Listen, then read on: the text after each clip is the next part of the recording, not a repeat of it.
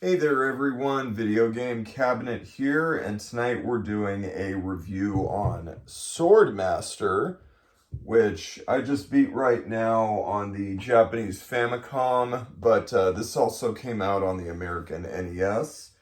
To my knowledge, both versions are identical. This is one of those late release hidden gems for the system that is tough as nails. But I love NES hard games, so this one was right up my alley. I heard about Swordmaster a couple of years ago and finally attained this beautiful CIB for a great deal a couple months back. Both the American and the Japanese versions are quite rare. Anyway, I really like the game. This is another brutal, gothic action title for the NES/Famicom that feels like it inspired the Soulsborne titles years later. Dragon Fighter, Castlevania, and Ghosts and Goblins also come to mind. Games like this are unapologetic about continuously beating you to a bloody pulp until you hone your skills. No matter how often you die, you still come back for more, but only the strong will survive. Swordmaster has you playing as a knight, battling monsters and mythic creatures as you travel through medieval forests, towns, and castles to reach the end. There is a bit of depth to the combat in that you have to react to how the enemy moves and attacks. You can either jump, block high, block low, attack straight, attack low, or attack overhead. It takes quick reflexes and constant pressure to win each fight, and most encounters are one-on-one. There's a little bit of tricky platforming sprinkled here and there, but the focus is on the fighting. You can also switch to playing as a wizard, but the knight plays much better.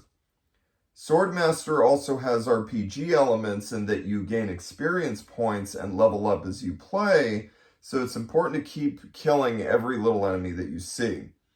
Every level that you gain, your health and strength increases. The great thing is that if you lose all your continues and start over, or push the reset button on the console, you still keep all your experience points until you completely power off the console.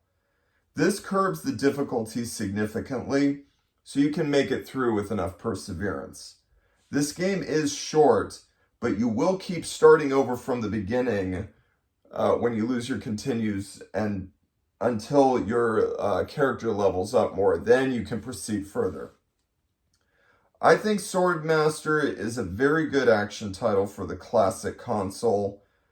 The graphics are incredible and almost look 16-bit, and the music sets the tone really well.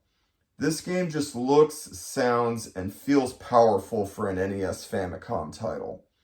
It really shows what the system was capable of even at the end of its life cycle. The combat demands thought and quick reflexes, and the RPG elements add another layer of depth. So I'm giving Swordmaster an 8 out of 10. So yeah, that's my review.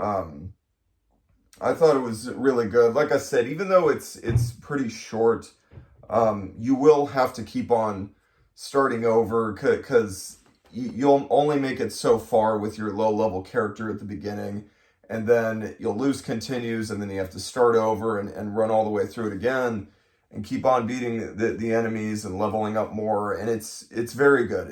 I thought it was a really, really good game, a really good late-release NES title.